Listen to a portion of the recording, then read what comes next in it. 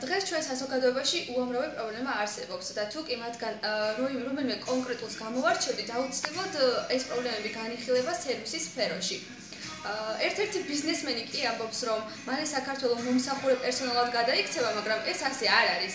და თუ კი საერთოდ ეს ასე მოხდა, სათაკელო ნამდვილად არაფერია, მაგრამ მეორეს მხრივ ჩვენ საქმე გვაქვს სრულიად სერიოზულ პრობლემასთან, რაც უკავშირდება კადრების მართებულად შერჩევას. ჩვენ საზოგადოებას აქვს ეგრეთ წოდებული სიახლის შიში, მის მიღების და მისი სწორად შეფასების. გვირჩევნია და გვიყვარს მივეკედოთ ძველს, ვიდრე მოვიძიოთ რაიმე ახალი. ეს არის მუდმივი შიში, რომელიც მუდმივად დაგვდებს თან.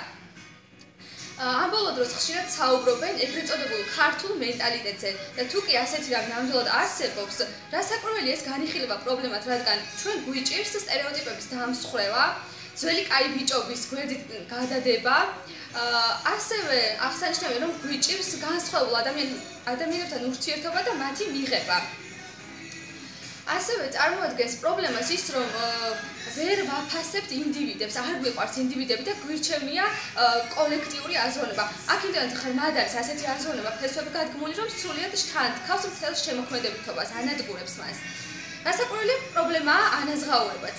დღეს საქართველოში ახალგაზრდების უმრავლესობა მუდმივად ფიქრობს, რომ როგორმე სწრაფად წავიდეს, უფრო სწორად კი გაიქცეს ქვეყნიდან, რაც დაკავშირებულია სწორედ ანაზღაურების პრობლემასთან. და ბოლოს ვიტყოდი, რომ ჩვენში პრობლემა არის სიძულვილი და მისი ტირაჟირება. იმდენად ვითარდება სიძულვილის ერისთავისებურებები, რომ ვფიქრობ, ცუდად დაუბრუნდება ეს ქვეყანას და მის პერსპექტივებს. ცუდად აისახება მათზე. ასეთი მნიშვნელოვანი თუ ნაკლებად მნიშვნელოვანი პრობლემები ძალიან ბევრი არის დღეს ჩვენ საზოგადოებაში და ვფიქრობ, მე კიდევ ბევრჯერ ვისაუბრებ მათზე.